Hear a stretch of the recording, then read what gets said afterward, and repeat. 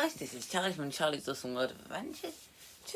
And since Despicable Me always like a few weeks away, I think it's time we take a look back into the original or Despicable Me trilogy and the two Minions movies as well. Yes, as the trilogy that's not going to be Illumination's biggest fan choice. Hence what I don't have 4 Despicable Me movies and 2 Minions movies. So yeah, the fact that 6 of the 15 movies are dedicated to this franchise just does show how much of a moneymaker this franchise is. But how good are the films? Well, here's what we'll have a look at. Here's why we're having a look. Now, for this video, I'll only be focusing on Despicable Me 1, 2, and 3. I will do a separate video for Minions and Minions The Rise of Gru. This film is only going to be on the main Despicable Me trilogy.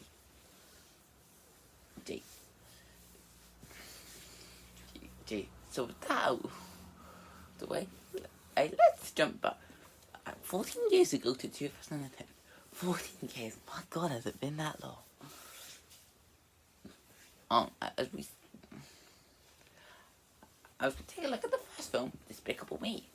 In my review for this back in 2022, I said that this was a good film, but I wouldn't have said it was my favourite. And while I definitely would say it's my favourite of the trilogy, I think I've put it in the middle of both the trilogy and the franchise. Like it's not good, as good as the second Despicable Me, or the first or the second Minions, but it is better than Despicable Me 3 and the first Minions. I'll get more to the reasons for the other 2 Despicable Me films in a bit. But I gotta say, there's a lot in this I really liked. Gru's character arc is easily the strongest part of not just this movie, but the entire trilogy. At the beginning of the film, he's like a super villain in his prime. I wants to prove to everyone that he's a great villain, hence why he has a plan to steal the entire moon. However, he does run into a problem when his new rival Vector to steals the shrink way he needs for his plan, and that's when he meets Margot E. different magnets, 3 orphan girls that sell keys. And honestly, this is where Gru starts to shine. At first, he mainly uses the girls as a way to get into Vector's plate, so he can steal the shrink ink ray. But after he does do so, he does actually start to grow a strong bond with them. Like, he takes them to super fun land, which is one of the most creative amusement parks. But although I do love how he was just going to ban, and only he wasn't able to because he needed an adult for the ride. Yeah, that's the problem. I'm trying to leave kids alone in an amusement park. They sometimes need that adult supervision. And he does end up kind of enjoying after using one of his weapons to win in a plastic ink to win in Agnes. This is the fluffy unicorn. This is where Gru starts to develop. Look, after the bank refuses to pay him give him the money he needs for his plan, and the girls offer a little bit, and then all the other minions did. And trust me, I'll talk about the minions in a bit because I got a lot of great things to say about these guys. And I do love how Gru's development does start to grow. Where he's now unsure if he wants to go through with this plan, while his assistant, Dr. Navario, really wants him to do so. Which is why he which is why he does feel bad when he has to let the girls go after the fun. Ariel could almost had to take them away. Hey. And once he does actually accomplish of stealing the moon,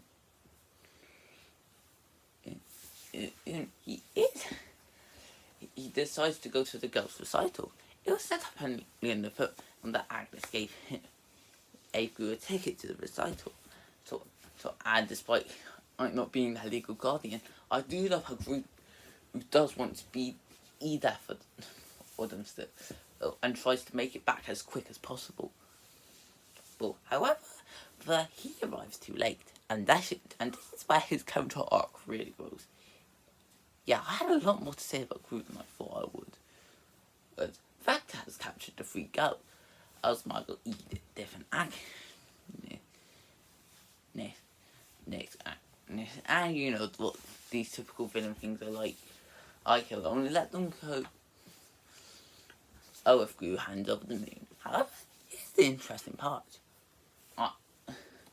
Unlike most of these films, it was Vector to keep the girls, and now Groot has to prove himself, how far he's grown, to save them. This is a really interesting development in his character, and honestly, it's where he shines. And trying to look after the girls. So yeah, to say that Groot had a great character arc in this movie would be a bit of an understatement. But there are still a lot of things in the first Despicable Me film that I really like. One of them being the Minions. I'll say that the humour is definitely one of the strongest parts of the trilogy. And of course, the best jokes from all 3 films come from the Minions. Whether you love them or hate them, can't deny that they deserve to be the mascots of Illumination. And in each film, they are really entertaining in them. The first one has a lot of examples, like when 3 Minions go to the shops up to get Agnes and the unicorns on top, or how one of the Minions drinks a potion that makes them float up into the ground, and there's no side effects that will wear off, and that the side effects won't wear off. Often we sometimes do cut to see him floating up in space. So yeah, the Minions are really entertaining.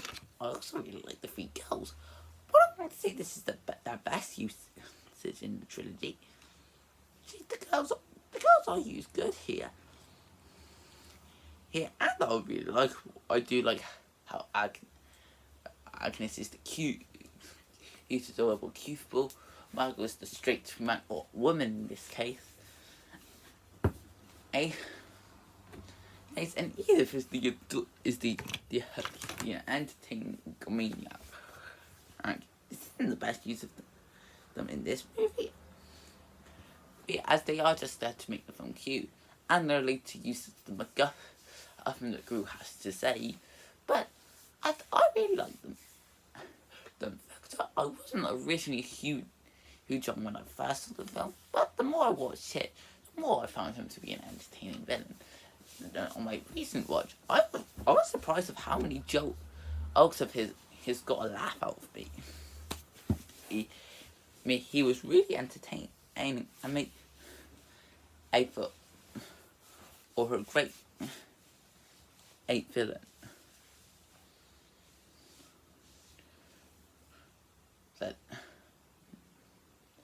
For this movie. And yeah, another thing I'll also add is that the heart of it is really good. Like the heart of the trilogy is strong, but this movie does have some great heart. It is a consistent hope, and that's really shown with the relationship between Gru and the girls. It's in the girls where it can be quite adorable in this film. So yeah, the trilogy was off to a great start with the first Despicable Me. In my review, it's back in 2022. I gave the film an 8 out of 10, but I think I'm going to raise it to a 9. It's a really entertaining film, and while I wouldn't say it's the best film of the trilogy or the franchise, it is still a really, really good and entertaining one. So let's move on to Despicable Me 2. I have a little less to say about this film than I did with the first film. But my review for this back in June, June 2022, it does still hold up really well.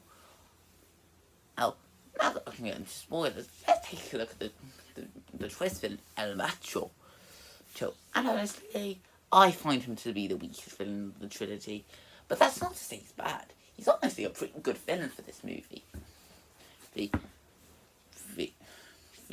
Especially a lot of mystery around him. In fact, actors fake that after group who took. Oh, this was probably one of the baddest ways a villain could go out. Right in the shot are connected to lots of rockets and dynamite heading straight into a volcano. No, I really want to know the story of how he was able to survive that, because man, that would have been interesting and exciting. However, I don't find his humour to be great. In a way, he feels more serious than other villains in the franchise. I just like Buzz, and Vector. And anytime he does get a joke, okay, it's amusing, but it's pretty mediocre. However, for what I want to say he's the greatest in the trilogy, there are things I really do like about him. I like how he was willing to pull his death off again, only for him. I mean, instead of he was going to have that death, have to lose it, only this time it's for real. And I love how in the end he uses the own syrup. When he stole which turned and the minions into little raging monsters, and then turns them to a big beast. However, a problem with that is that he was really too easily, like, who uses the lipstick tape that Lucy gave him. And then the minions and Doctor and the Father who just used the fart. But I just to make him pass out. I would have wanted a bit more of a takedown for our villain, but there are still lots of positives. Just for this movie, I didn't say this was the best trilogy. And we'll actually definitely the weakest part of the film. Everything else is really good. The minions are still as entertaining as they usually are. In these movies, these groups whose character arc is really strong. In this is where he now has to embrace Ace's new hero persona. Now he joins this anti-villain league. He led by stylist Ramsbottom. It's an immature joke, but it's an entertaining joke nonetheless.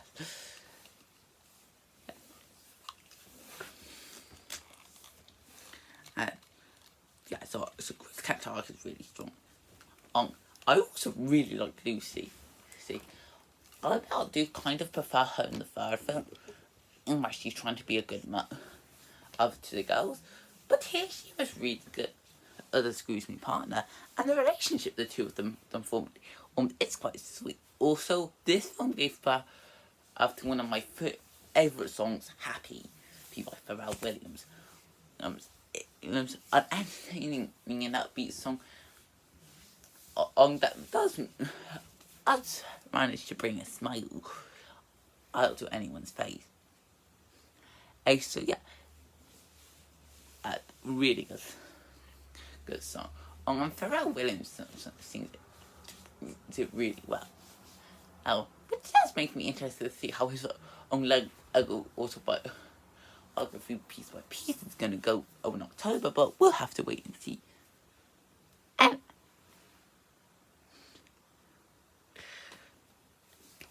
anyway, as I've said well, it's not as much for the as I need to for the first.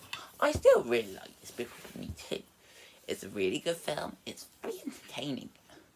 While it does have the weakest villains franchise, everything else does make up for it. It was some really entertaining. With some characters, there's a solid story. So my rating does still stay the same for this. It's 9 out of 10. And now we move on to Despicable Me 3.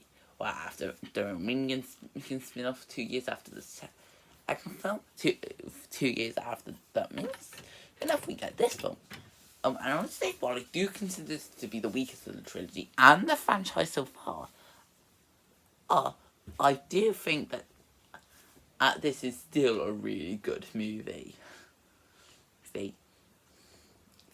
I'll start with the best aspect at Balthazar Bratt. And I'll say this now, not only is he the best villain of the trilogy, but he's also one of Illumination's greatest villains. Every single joke out of him from him gets a great laugh, and even some of the weaker ones at least manage to give you a bit of a chuckle. Cool. Also, the way he's obsessed with the 80s does offer a lot of entertainment. As some of the jokes in that decade are.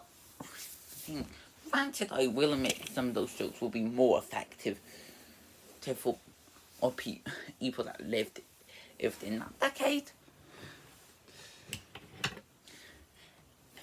But he was still a fantastic villain. I also think that this film used to go else the best, and that's mainly shown with the relationship with Lucy. See, Lucy was already shown to be a great character in the second film, but now she's trying to prove herself to be a good stepmother to the girls. And you do really want her to succeed. And does try to be a good to Margaret, and Margaret does give her a bit of advice of being a tough mum. Only this takes it too far. I'll collect cheese from a boy, and then there's a strange engagement that I still don't really understand, but I did find it quite entertaining. And the way that Lucy stood up to Margot and going that scene again and Sneaker's mother, but it's honestly entertaining, showing how fast she's grown. So yeah, the girls are out. So yeah, another thing I do like about the girls is being Emily Agnes. Yes, as the young child, she does believe the unicorn are real. And in this film, she tries to find a real unicorn, and she succeeds, kind of. Well, she finds one hung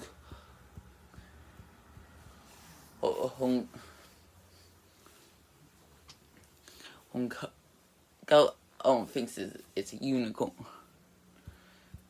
And even after finding out it's a girl, she still love him. I've seen her and appreciates him.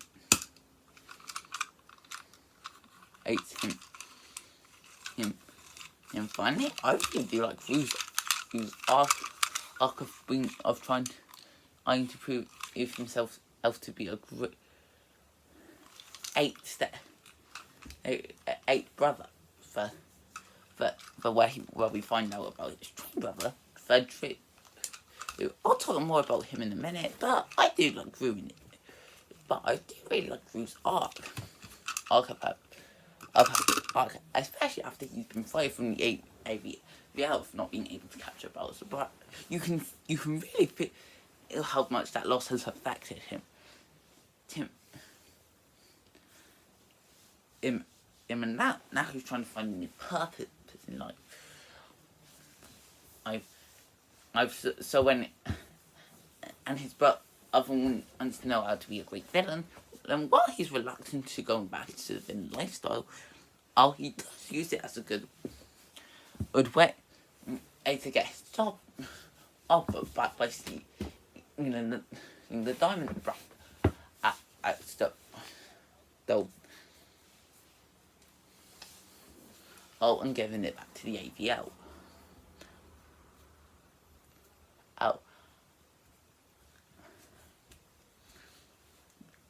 Yeah. And the part he does have with Drew is really entertaining. And of course, the minions in this film are really good. In fact, I really think that this film has some of the best jokes. I love how they entered this singing competition and honestly delivered the best performance with that. And then they immediately got arrested soon afterwards. I don't know why, but minions in jail. It's a concept that I'm so surprised they didn't do early in the franchise, because man, and it's hilarious. Because, and that does show how to do Miss Gru early in the film. And they quit a film group, or they want to go back into villainy. However, for the leader of the minions, Matt, does start to Miss Gru, and does understand of how much he meant to their lives. And the way they break out of prison just to be reunited with their boss is honestly really entertaining. However, I did say that this is the weakest of the trilogy, and there are a few reasons why. One of them is being with Drew. Now, the character himself is alright. While not the best of the franchise, I thought I did really enjoy him.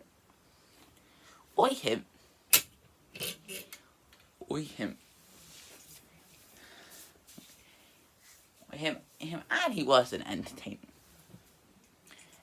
In character. However, the main problem lies with Steve Carell. Along with voicing Drew in this film, he also voices Drew. Now, I really do love his performance as Drew throughout the entire trilogy. He does offer a great performance. However,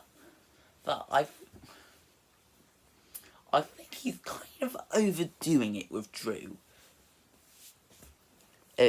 Like he's doing it too much. This isn't to say his performance is bad or anything. However, but when he does overdo it, he really overdoes it. Also, what Butterfly brought as disguises are really good.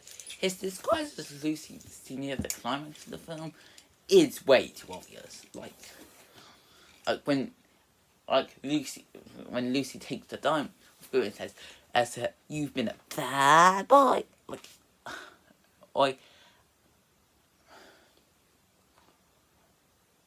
And then the way she just told Elsgroup to get the rest of the bat, and before she and the girls get on the plane, that makes it too obvious that her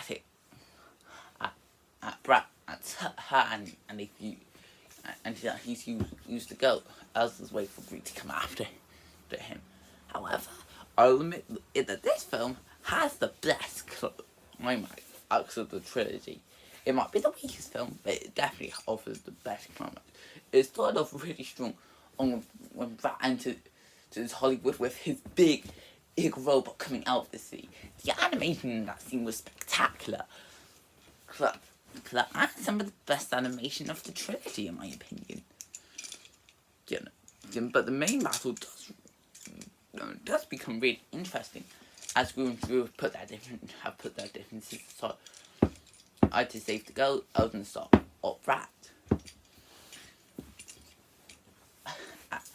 and Lucy's determination to save the girls is really strong. I like how also the minions were sidelined in this battle. As much as I like them, I do like how they only appear in a little bit when they see Gru's heading towards the battle. And they do try to help Gru. And while they don't have a big part, they're handled really well here. Oh. So yeah, this Despicable Me 3 is definitely the weakest film of the trilogy, but it's still a good film. That are definitely right, but there was a lot of this film that I did actually really like.